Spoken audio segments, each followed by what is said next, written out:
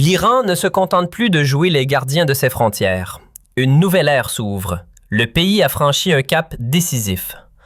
Après avoir démontré avec éclat que ses missiles ne sont pas là pour faire joli, Téhéran vise désormais le cœur sacré de la domination occidentale, cette suprématie aérienne, intouchable depuis des générations.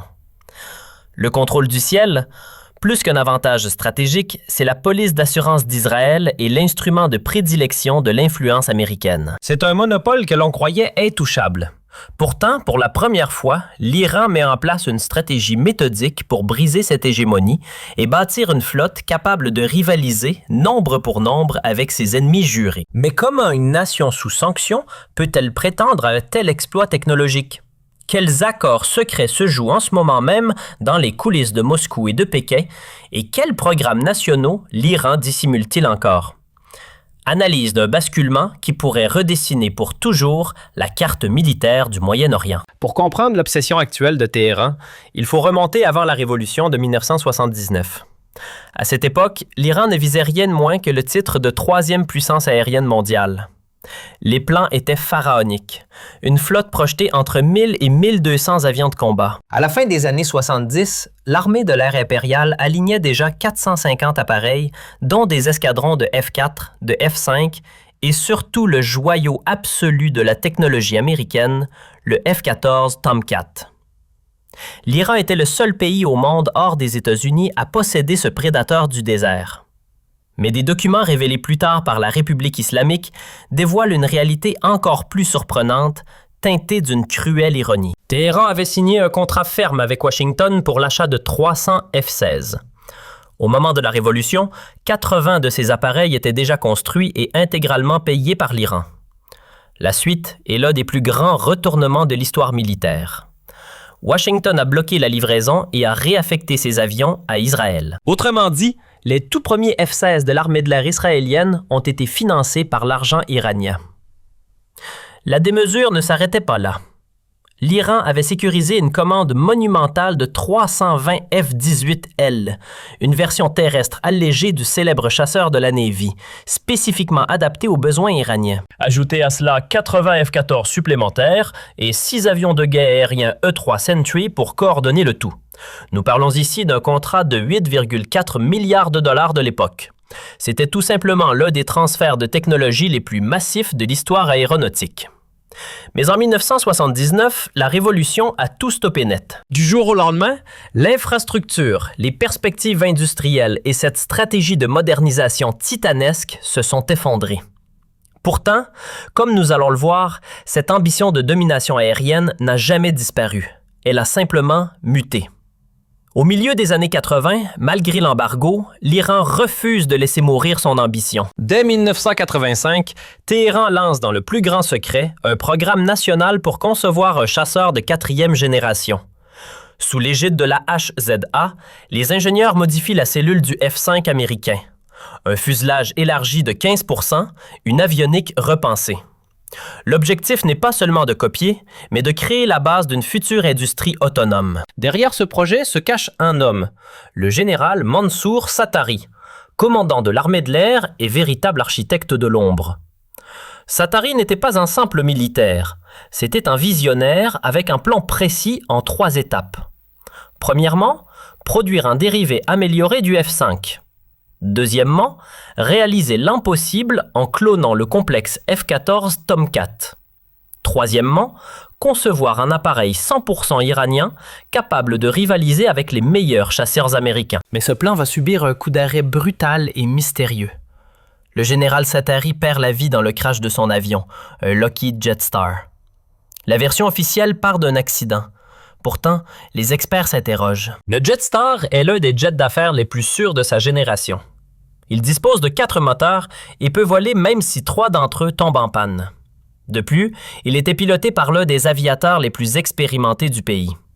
Cette disparition rappelle étrangement celle du chef du programme balistique iranien, lui aussi mort dans un accident soudain. Les conséquences sont dévastatrices. Un programme qui devait aboutir en 7 ans s'est étiré sur près de 4 décennies. Si Israël et l'Occident n'ont pas réussi à freiner l'Iran sur les missiles et les drones, la mort de Zaatari a, elle, réussi à paralyser l'aviation iranienne. L'élan était brisé. Mais un événement extérieur totalement imprévisible allait bientôt rebattre les cartes. En 1991, l'opération Tempête du désert offre à l'Iran une aubaine inespérée. Pour échapper au bombardement de la coalition, une partie de l'aviation irakienne fuit et trouve refuge chez son ancien ennemi. Téhéran met la main sur un véritable trésor de guerre, des MiG-29, des Su-22 et des Su-25. Mais ce cadeau est empoisonné. Sans pièces détachées, ces avions sont cloués au sol. Et à cette époque, Moscou, soucieuse de plaire à Washington, refuse catégoriquement d'aider l'Iran. L'Iran se tourne alors vers une alternative méconnue, l'Ukraine. Héritière du colossal complexe militaro-industriel soviétique, Kiev possède les usines et le savoir-faire pour rénover avions, hélicoptères et blindés. Une coopération technique s'installe. Les ingénieurs ukrainiens maintiennent en vie le matériel soviétique de l'Iran. Mais ce partenariat va tourner court. Suite à des changements politiques à Kiev, l'Ukraine suspend les contrats. Pire encore, des fonds iraniens investis dans des projets industriels se retrouvent gelés. Pour Téhéran, c'est une trahison, un sentiment d'injustice qui restera vif jusqu'au déclenchement de la guerre russo-ukrainienne.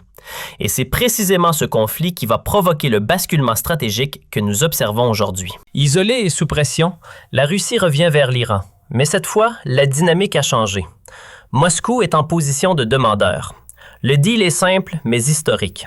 En échange des drones et missiles dont l'armée russe a besoin sur le front, le Kremlin ouvre les portes de son arsenal le plus sensible. Fini le bricolage avec l'Ukraine. L'Iran accède désormais à une coopération militaire de premier plan, avec une promesse d'avions de combat modernes et d'armement avancé. Ce renversement d'alliance marque le début de la véritable transformation de l'aviation iranienne.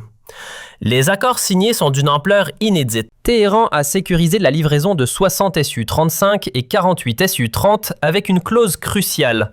Une partie de ces appareils sera assemblée directement sur le sol iranien. Mais ne vous y trompez pas, l'avion n'est que le vecteur. La véritable menace réside dans les griffes qu'il transporte. L'Iran accède à des armements qui redéfinissent les règles d'engagement.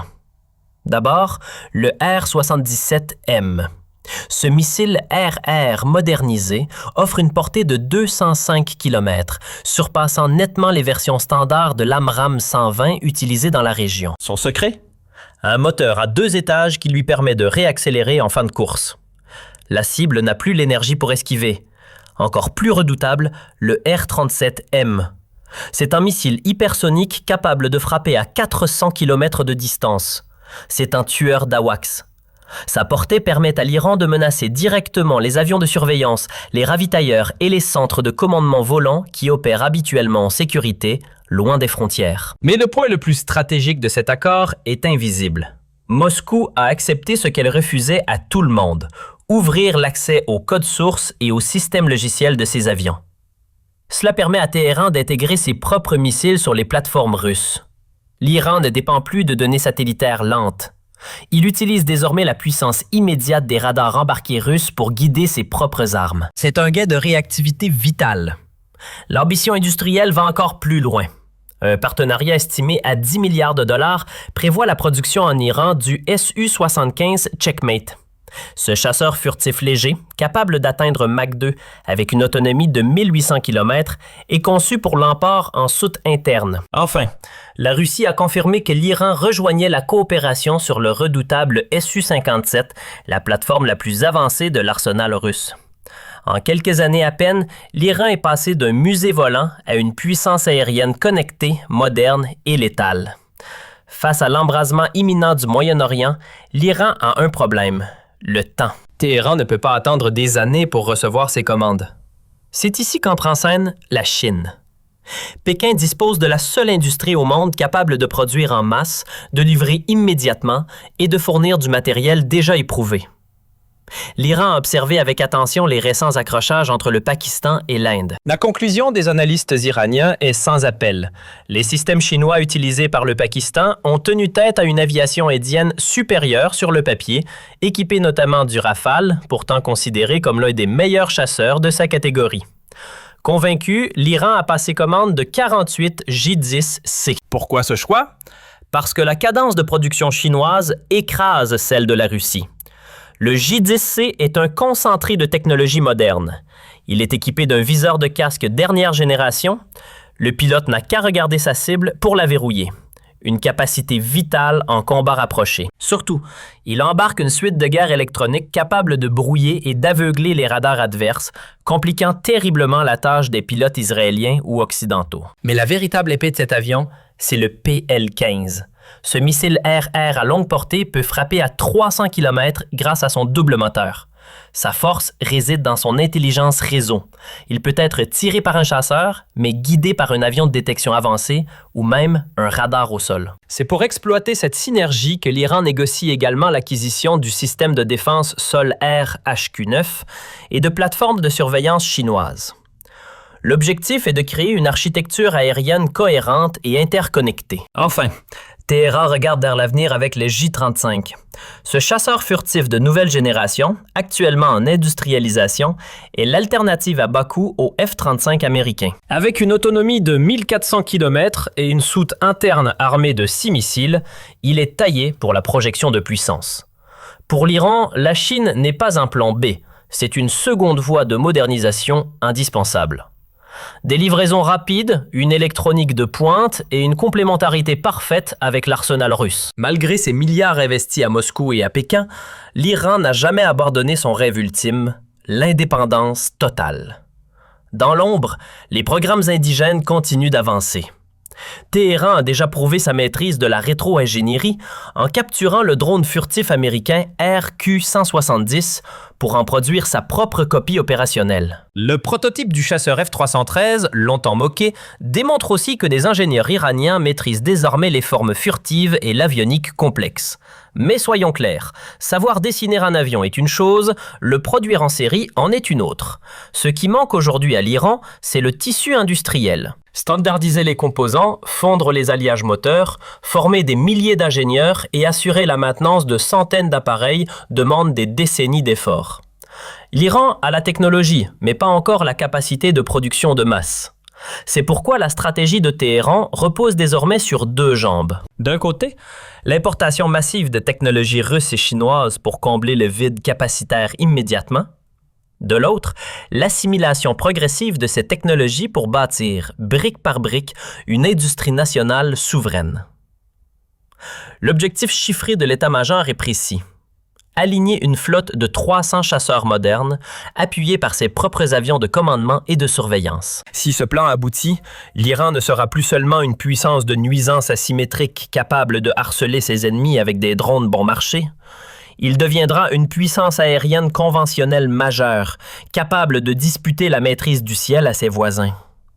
L'ambition brisée en 1979 est en train de renaître de ses cendres, et cette fois, avec l'appui de deux superpuissances, il n'est pas certain que l'Occident puisse l'arrêter. Selon vous, l'alliance avec la Russie et la Chine suffira-t-elle à faire de l'Iran le maître du ciel au Moyen-Orient? Dites-le moi en commentaire. Pour comprendre les autres enjeux de cette nouvelle guerre froide, abonnez-vous. Yeah!